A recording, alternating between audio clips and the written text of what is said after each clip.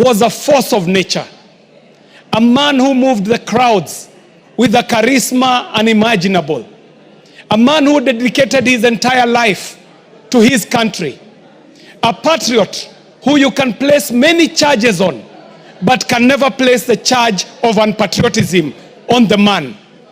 Mr. Speaker, this man that we eulogize today must be known as the father of opposition in this country, taking over from his dad, who was his blood father, who is also known as the Doyen of opposition.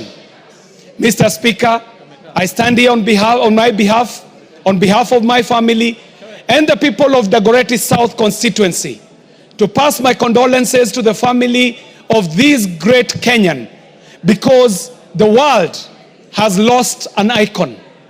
Africa has lost an enigma. Kenya has lost a leader. To me personally, Mr. Speaker, I have lost a political father.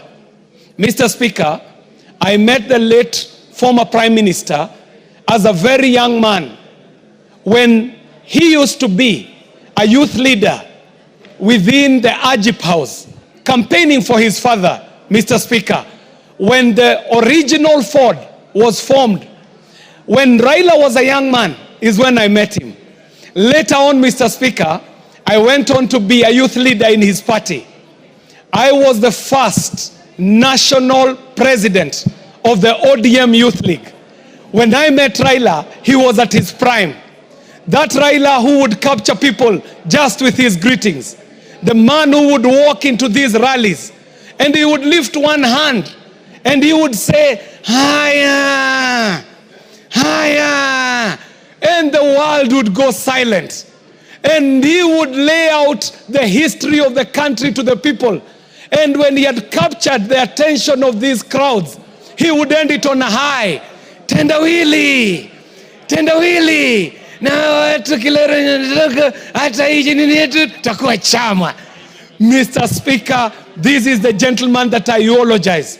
A man who picked me up when I was trying my skills in politics as a young man, took me to Dagoretti, introduced me to the people of Dagoretti, delivered an election for me in an election that he himself also won.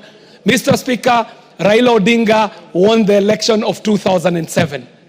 But try as we did to swear him in, this gentleman told us that even as we are approaching the election of 2007, we will have to be cautious to ensure that we leave a country for the future. Mr. Speaker, I want to pass my condolences to my colleague, the Honorable Ruth Odinga, our colleague in Senate, the youth leader, the Gen Z himself, Dr. Waweru Odinga, to the children, Rosemary, Winnie, Junior, and posthumously, my very good friend, Fidel Odinga. Here, we want to thank this family for sharing such a consummate patriot with Kenyans. When Kenya called him Baba, we meant it. But we know that he was the blood father of these children who had given up their father, committed him to the service of nation. And today, we mourn a great Kenyan. And as I said, Mr. Speaker, the world mourns a great icon. Kenya will be mourning an enigma, and so will Africa. But for me, Mr. Speaker, I want to eulogize a great patriot who also happened to be my political father.